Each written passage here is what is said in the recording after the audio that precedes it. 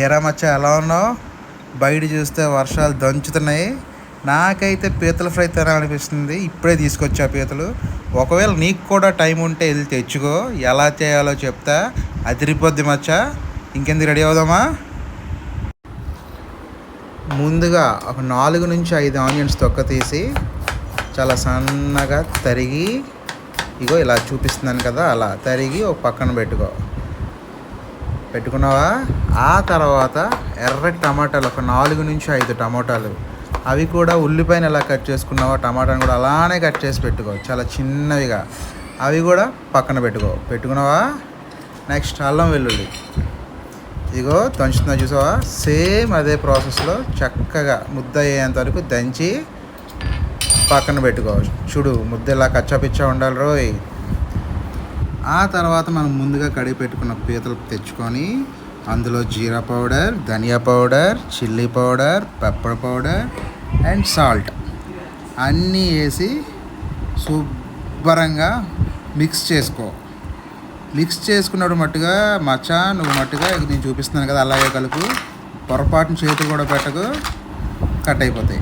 తర్వాత స్టవ్ మీద పాన్ పెట్టి తగినంత ఆయిల్ వేసుకొని అందులో కరివేపాకు, ఒక 4 పచ్చిమిర్చి, కొంచెం జీరా, సరిపడినంత సోంపు, అలాగే కొంచెం స్మెల్ కోసం అనాస పువ్వు, జాపత్రి వేసుకొని కొంచెం కలర్ మారేంత వరకు వేయించుకో.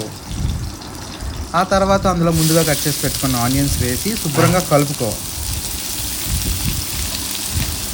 కొంచెం కలర్ చేంజ్ అయిందంటే శుభ్రంగా వేగిపోయినట్టే.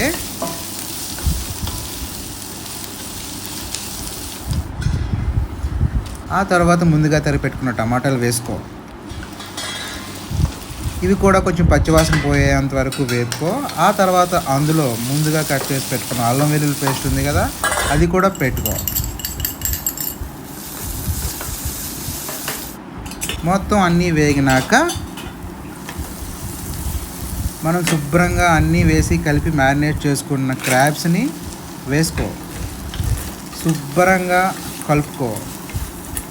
మొత్తం మనం వేయించిన మసాలా సామాన్లు, అల్లం వెల్లుల్లి, టమాటాలు అన్నీ ముక్కకు పట్టేలా కలుపుకొని మూత పెట్టేసుకో. ఇంకా కర్రీ ఆల్మోస్ట్ 70% డన్.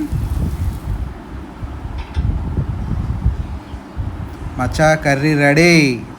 ప్లేట్లో సర్వ్ తీసుకో. నేనైతే వేడి వేడి అన్నంలో తింటా. మరి నువ్వెందులో తిందామనుకుంటున్నావో నీ ఇష్టం. మచ్చా, నీకు కానీ నా వంట నచ్చితే please like, share and subscribe.